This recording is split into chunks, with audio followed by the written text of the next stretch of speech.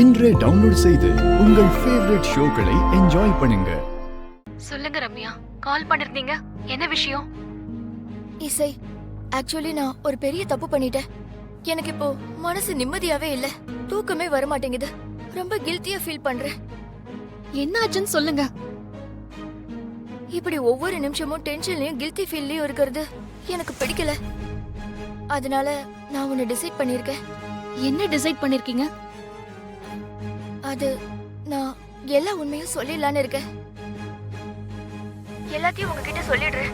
வேற எங்க வந்து சொல்லணும்னாலும் சொல்றேன். நீங்க சரியான முடிவு தான் எடுத்திருக்கீங்க. ரொம்ப தேங்க்ஸ் ரம்யா. அதெல்லாம் பரவாயில்ல. எனக்கு ஒரு உதவி செய்ய முடியுமா? என்ன செய்யணும் சொல்லுங்க. நீங்க உடனே கிளம்பி என் வீட்டுக்கு வர முடியுமா? வரீங்களா? என்ன கேள்வி இது? நான் இப்ப உடனே கிளம்பி வரேன் ரம்யா. சரி, சீக்கிரம் வாங்க. உங்களுக்காக தான் வெயிட் பண்றேன். இதோ நான் இப்பவே கிளம்பிட்டேன்.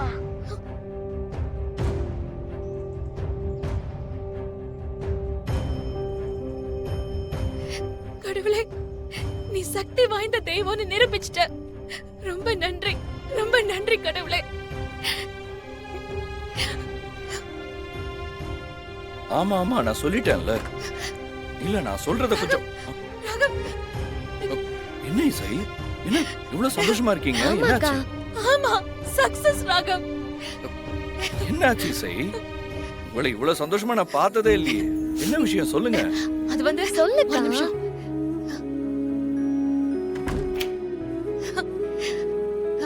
ரம்யா போன் பண்ணா.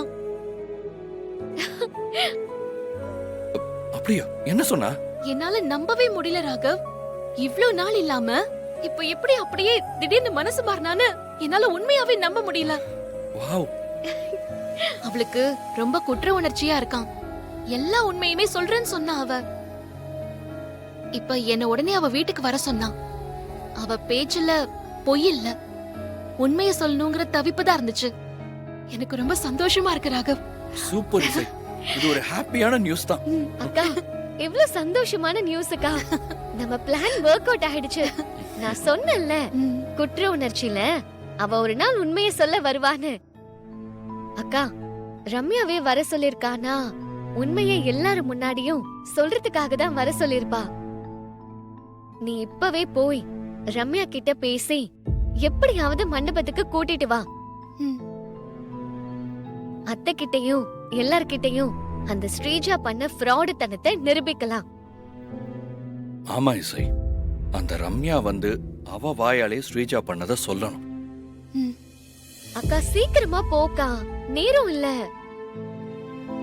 முதல் முகூர்த்தத்துல ஸ்ரீஜாக்கும் விஷாலுக்கும் தான் கல்யாணம் நடக்க போகுது.